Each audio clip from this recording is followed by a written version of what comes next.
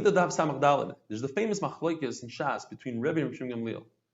How many times do you have to perform something in order to create a chazakah? Is it 2 times or 3 times?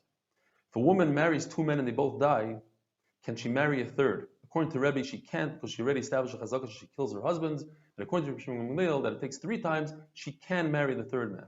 Now, what does this have to do with our Gemara? The Gemara says, perhaps everybody agrees that a chazakah is after 3 times. We have a very, very interesting machlokes here. If a woman sees dam on the 15th, and the following month on the 16th, and on the following month on the 17th, do we consider this a chazakah? Do we have a pattern of 15, 16, 17? According to Rav, yes. According to Shmuel, we only have 2 times because there's only 2 increments. From 15 to 16 is 1 increment, and from 16 to 17 is another increment. So it's not considered a chazakah. So the Gemara asks a question, perhaps, from the case that a woman established a chazakah of veses kavua that she sees on the 15th. Like in this case, 3 times on the 15th. Then 1 month, she does not see on the 15th. Rather, she sees on the 16th. The halacha is that the following month, she has to be concerned on both of these days. The 15th, because she already established a veses kavua. The only way you can get out of a veses kavua if you establish 3 times on a different day. But over here, it's only 1 time. She also has to be concerned with the 16th, because even on a veses sheni kavua, the following month, you have to be concerned. What happened was, she saw again on the 17th, and then on the 18th. So the question is, we say that in this case, 16, 17 is not considered a veses kavua. Why don't we consider it, according to Rab, the 15th, 16th, 17th as a pattern, as he said in our case? The answer is because since she already established 3 times on the 15th, then the 15th is not part of the count of 15, 16, 17. 15 goes by itself. It's a veses kavua. We have another case. If a woman saw she had a veses on the 21st, and the following month on the 22nd, and then on the following month on the 23rd, it says this is considered a veses kavua. Now, this would be a question on Shmuel. So Shmuel is going to say that in that case as well, what happened was she actually saw 3 times before that on the 20th. So when it came to the 21st, that's already 1 increment. 22nd and 23rd is the 2nd and 3rd increment. We learned in the Mishnah that if a woman has a veses kavua for the 15th, and then she saw on the 20th, we have to be concerned for the 15th and the 20th, as we explained before. Rav Papa repeated this halacha.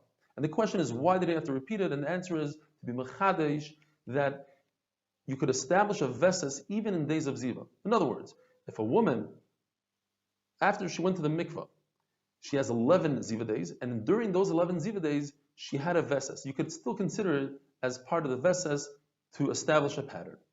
We learned in the Mishnah that in order to undo a veses kavua, if a woman saw 3 times dam on the same day, then in order to undo it, she has to see dam 3 times on a different day.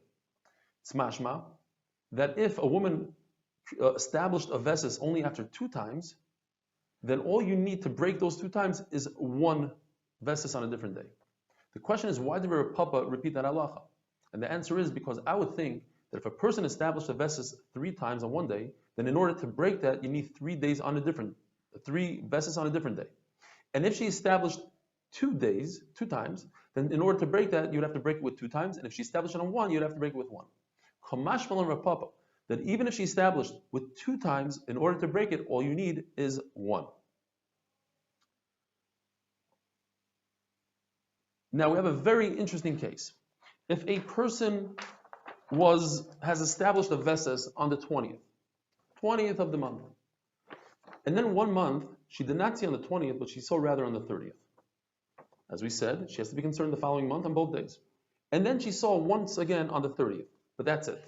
So in other words, we have a veses kavua, and then 2 times not a veses kavua, 2 times on the 30th. So the halacha is that we don't consider the 30th at all, and therefore on the 3rd time when she saw, she did not see on the 30th, it breaks the 2 30s that she had before. And that's exactly what Rav Papa said. If you have it established 2 times, 30 and 30, you can break it with just once not seeing on the 30. But here's an amazing chiddush. The veses that she has for the 20th, and she didn't see for months, she didn't see on the 20th, that lays dormant forever. That means, if in even 5 years from now, all of a sudden she sees on the 20th, it reactivates the veses kavua, and she establishes that on the 20th she has a veses kavua. And that's an amazing chiddush. Says the Mishnah, that if a woman gets married with her psulim are like grapes. There are grapes that are red, there are grapes that are black. There are grapes that have a lot of wine, there are grapes that have very little wine. And therefore, if this woman sees a lot of dam, little dam, if it's black, red, not to be concerned, it's all from the psulim, and she's mutter to her husband. Rabbi Yehuda says every grape has wine. Therefore, if this woman doesn't have dam, she's a dorkati, that means a dorkatua, she won't have children.